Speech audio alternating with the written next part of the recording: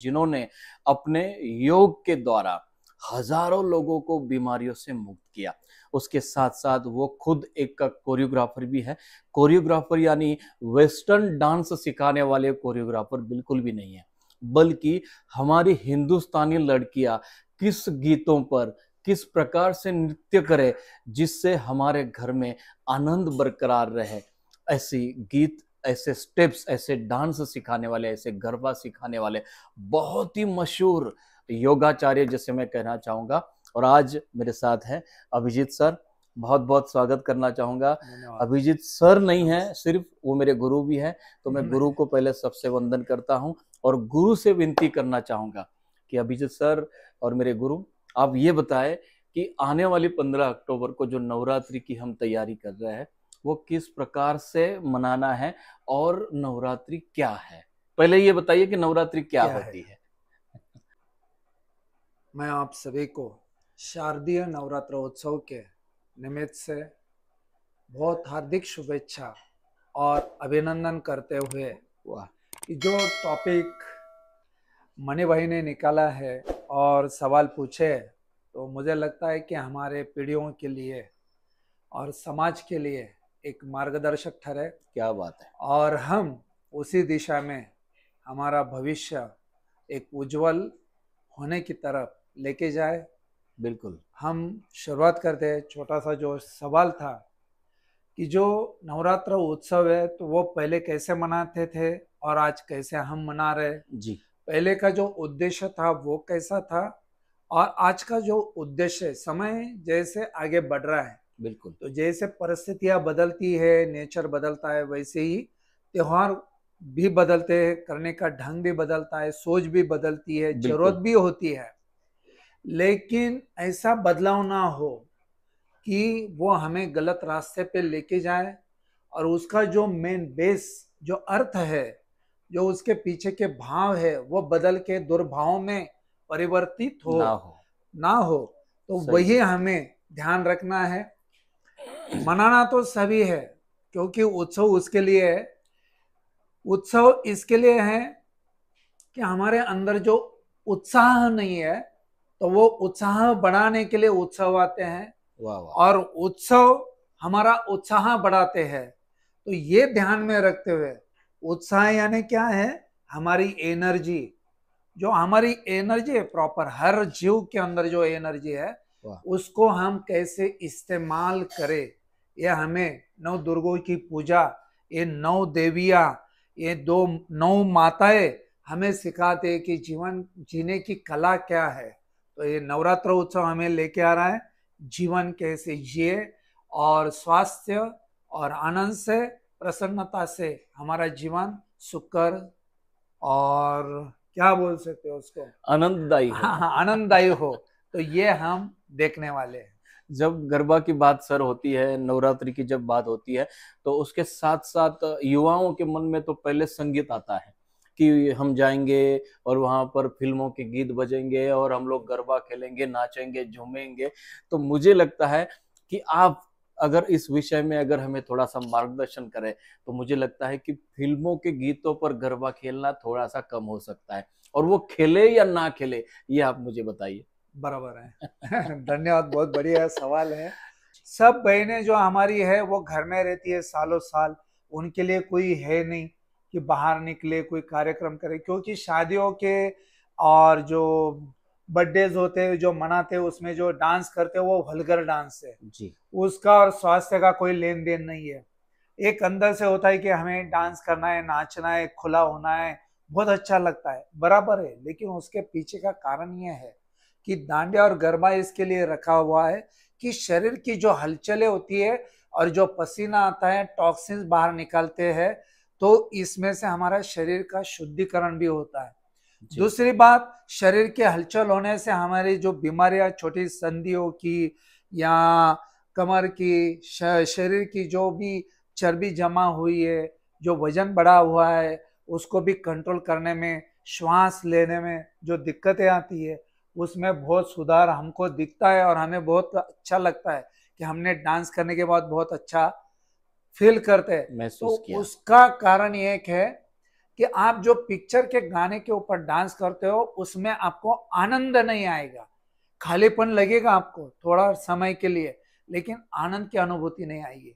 लेकिन आप माँ दुर्गा की हो या शारदीय पूजा आप करते हो श्रद्धा भाव से, जो क्लासिकल गाने हमारे माँ भगवत की माताओं की जो पूजाएं करते हो उसमें जो गुणगान होता है और जो आरती होती है, तो वो करते समय हमारे हार्मोन जो चेंज होते हैं और शरीर के अंदर एक बदलाव सा हमें अनुभव आता है, तो वो हमें लॉन्ग टर्म के आनंद के लिए कारण बनता है। तो इसके लिए हमें क्लासिकल जो हमारे पहले के जो इंस्ट्रूमेंट है, पखवाज है, तबला है या ढोल है, झांझ है, ताशा है, तो उसमें जो हम करते हैं तो हमें उससे बहुत फायदा होता है। लेकिन आप डीजे के ऊपर काम करते हो तो डीजे की जो वाइब्रेशंस हमें जाते हैं, रेजेस जाते हैं, तो उससे हमें कानों की तकलीफ आ रही है, हार्ट की बीमारियां हो रही है, धमनियों की जो कॉन्ट्रैक्शन हो रहा है उसमें जो गुठलियां हो जाती है, क्योंकि हमें आदत नहीं है एक्सरसाइज की। सही है। खान पीन हमारा बहुत बदल गया है, तो उसका जो परिणाम आता है उससे हमें अटैक आने के बहुत चांसेस है, स्ट्रोक आते हैं। तो ये बीमारी हम देखने शुरुआत की है कि जिम में देखो, डांस करते हुए देखो, दौड़ते हुए देखो, गलत आप कुछ भी कर रहे हो, किसी को देखा देखी सादे बड़े काया रोग, तो हमें देख के नहीं करना है, जान के करना है, मान के नहीं करना है कि हमारे लिए सही क्या है।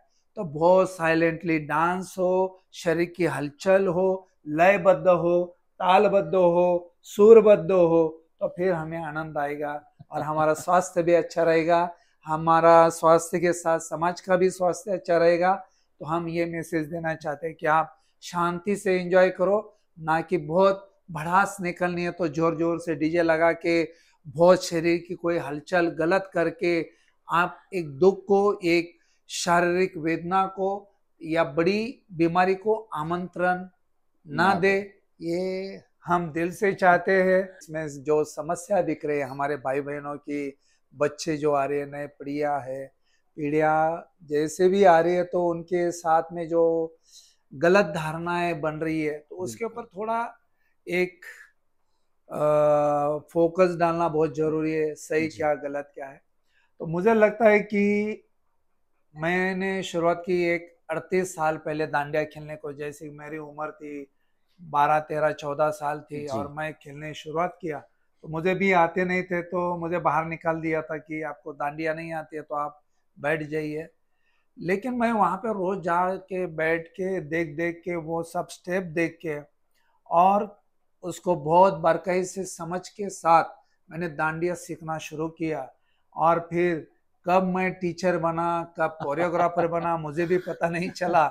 लेकिन जो सेवा हो उसमें से, तो उसमें जो कुछ मेरा अनुभव है तो मैं आपको शेयर करता हूँ कि पहले जो दांडिया गरबा खेलते थे, मैं देखता था जो हमारे दादी बा थे, जो गुजराती समाज, जैन समाज या जो कोई और, तब ज्यादा तो नहीं था प्रचार प्रसार इतना, तो वो खेलते थे, तो उनका एक माहौल था, एक छोटा सा ऐसा कुनबा था, उसके अंदर वो एक छोटे से गली में या थोड़ा सा एक ओपन स्पेस में भगवान माँ की उसकी स्थापना करके उसके सामने जोत रखते थे और वो ज्योति अखंडित होती थी, 9 दिन चलती थी जी। और उसका कारण हमें भी पता नहीं था, बस हम खेलते थे।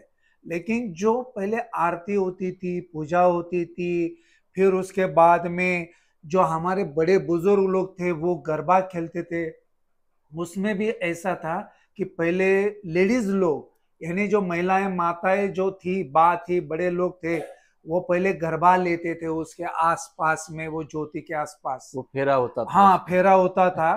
और फिर बच्चियां खेलती थी, और उनके होने के बाद जेंट्स लोग, यानी भाई लोग, बड़े अंकल, चाचा चाची, सब मामा जो भी खेलते थे, वहां पे रहते थे, वो सब आते थे और वो खेलते थे जी। तो इनमें से क्या होता था कि समझ में आता था कि माँ की पूजा हो रही है, अर्चना हो रही है, उसके प्रति जो श्रद्धा है, भक्ति है, उनके जो गुण थे, वो गुणों की वहां पे बहुत तारीफ होती थी जी। कि ये गुण जो माँ के है, वो हमारे अंदर उतर आए, बिल्कुल और हमारे समाज में जो भी महिलाएं, उनका आदर सम्मान कैसे करे, क्योंकि वो एक महिला यानी घर की लक्ष्मी बोलते थे। बिल्कुल तो वो घर की लक्ष्मी घर को संभालती थी, और 7 पीढ़ियों से 72 पीढ़ियों को कैसे आगे चलाना है और बढ़िया बनाना है, कि आने वाले पीढ़ी में जो जो जीव होंगे, बच्चे होंगे, वो बहुत स्वास्थ्यपूर्ण हो, भविष्य बढ़ाने वाले हो, और बुजुर्ग लोगों को संभालने वाले हो, आधार स्तंभ हो। इस भावना से ये सब चलता था। लेकिन जैसे समय बदलता गया, तो मैं आज देख रहा हूं कि वो जो डांडिया गरबा जो खेलते थे, उसका सब जो ये मीडिया ने ये क्या बोल सकते हैं इसको, कि पैसों का खेल यहाँ पे माहौल माहौल था। बदल गया, बिल्कुल और उसको देखने का, उसको मनाने का तरीका बदलते गया।